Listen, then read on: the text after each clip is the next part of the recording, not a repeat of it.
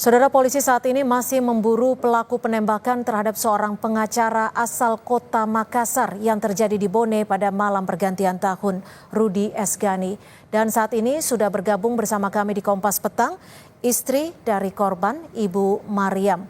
Selamat petang, Ibu Mariam. Iya, selamat petang. Ya, kami dari Kompas TV juga mengucapkan turut berduka cita atas kepergian almarhum Bapak Rudy Esgani, Ibu. Iya, terima kasih.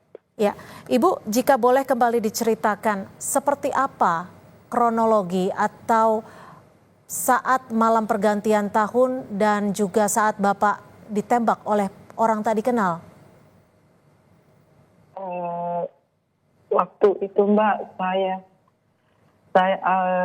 saya start dari Makassar jam 1:30 malam Selasa sampai di Bone jam 4:30 di rumah kami di Bone di Desa Patukulimpo, Kecamatan Pariaja. Kami sampai di situ istirahat sebentar. Hari Selasa jam 10 saya tinggalkan rumah menuju kota Bone, langsung ke Polres untuk mendampingi kliennya yang terlapor penyerobotan. Jadi saat tanggal 31 Desember pagi, suami Ibu atau korban itu masih mengurus suatu perkara gitu ya Bu ya? Perkara apa itu Ibu? Betul. Yang kami urus itu perkara pidana penyerobotan lahan. Saat itu bertemu dengan siapa dan saat itu apa yang diurus oleh korban Ibu?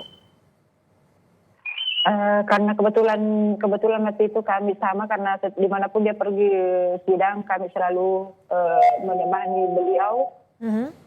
Waktu itu kami sama kebetulan klien Bapak atau yang terlapor itu kami lewati rumahnya kalau mau ke Bone. Jadi kami singgah ambil. Jadi saya di mobil menuju kota Bone berlima. Terlapor 2 sama istri terlapor. Bu Mariam, saat peristiwa penembakan terjadi, ini betul Ibu sedang santap malam bersama kerabat. Itu sekiranya jam berapa Ibu tepatnya peristiwa penembakan terjadi? Betul Mbak, kami itu mulai habis maghrib kami bakar ikan, mulai makan sekitar jam 9 lewat 40 sekian menit. Sementara kita makan di situ di melantai semua bersama keluarga kami di situ melantai semua. Posisi saya dengan suami saya atau korban, saya sebelah kanan korban ada tukang, karena kebetulan itu kantor di Reno. Terus di samping tukang itu saya menghadap ke pintu depan atau ke jalan. Ibu betul saat itu sempat melihat ada kendaraan yang berada di dalam ataupun di luar bangunan, di luar lokasi, Ibu? Kalau kendaraan Mbak, tidak ada sih selain kendaraan saya. Sempat ada informasi bahwa sempat ada kendaraan minibus yang berada di depan lokasi kejadian dan meninggalkan lokasi. Itu betul tidak Ibu? Tidak betul, karena yang ada di depan kantor itu di depan kantor itu yang pertama mobil saya terparkir di bawah pohon mangga sebelah, kalau dari luar sebelah kiri. Terus di depan mobil saya, di belakang mobil saya ada mobil keponakan saya warna putih, Avanza juga. Cuma 2 mobil karena keponakan saya ada di situ makan di dalam. Tapi saat peristiwa terjadi, itu apa yang saat itu Ibu curigai? Waktu itu Mbak, saya sebenarnya curiga, tidak ada curiga yang ada dalam pikiranku itu Mbak, cuma ledakan petasan, karena Jadi saya itu waktu itu ada ledakan, langsung Bapak tergeletak ke belakang. Nasinya itu Mbak terhambur di piringnya. Piringnya itu terlempar ke bawah. Suami saya langsung tergeletak, itu darah keluar. Langsung saya lompat ambil kepalanya karena saya takut tidak bisa bernapas karena darah sudah mulai keluar.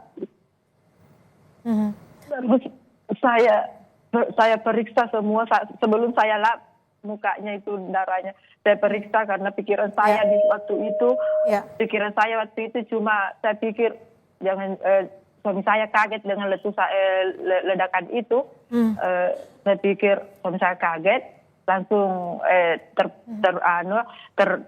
terpenting ke belakang. Saya pikir itu terbentur kepalanya, saya pikir pecah pembuluh darah karena banyak sekali darah keluar. Tapi saya periksa telinganya, tidak ada apa darah keluar.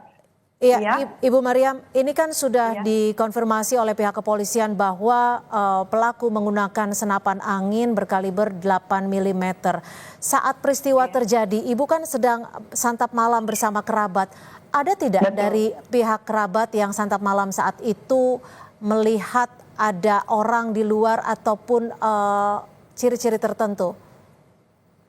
Tidak ada, Mbak. Waktu kami makan itu kami juga kalau karena yang keluarga itu ya dia membelakangi jalan karena dia duduk di samping di dekat pintu keluar. Yang melihat itu saya saja sama almarhum korban sama itu tukang kalau ada, tapi saya lihat tidak ada motor lewat, tidak ada orang tinggal, tidak ada siapapun. Dari pihak keluarga ataupun kerabat korban, ada tidak kecurigaan dari pihak keluarga yang mungkin sudah disampaikan ke pihak kepolisian agar mengungkap kasus ini? Kalau kecurigaan, Mbak, kami belum tahu, cuma waktu ditelepon sama waktu ditanya sama dari pihak kepolisian mengenai kasusnya, cuma kasusnya yang saya sampaikan bahwa dia menangani kasus ini, cuma di situ yang kami sampaikan. Ada berapa kasus yang saat ini sedang ditangani Pak Rudi, Ibu? Kalau pidananya ada 3, perdata 1, perceraian 2. Ini untuk kasus-kasus ini sudah sampai di tingkat apa, Ibu? Kalau pidana dulu ya karena 3 pidana. Kalau pidana yang 1 ini kami sudah lama. Tapi kepolisian yang kedua. Yang kedua penyerobotan, pengerusakan itu sementara berjalan. Berjalan. Iya. Ini yang terakhir kami tangani yang baru ini hari Selasa. Penyerobotan juga kita yang didampingi yang terlapor. Baik, sekali lagi kami ikut berduka cita atas kepergian dari Pak Rudi Esgani dan semoga polisi segera mengungkap kasus dari penembakan ini. Terima kasih Ibu Mariam sudah berbagi di Kompas Petang. Selamat sore Ibu.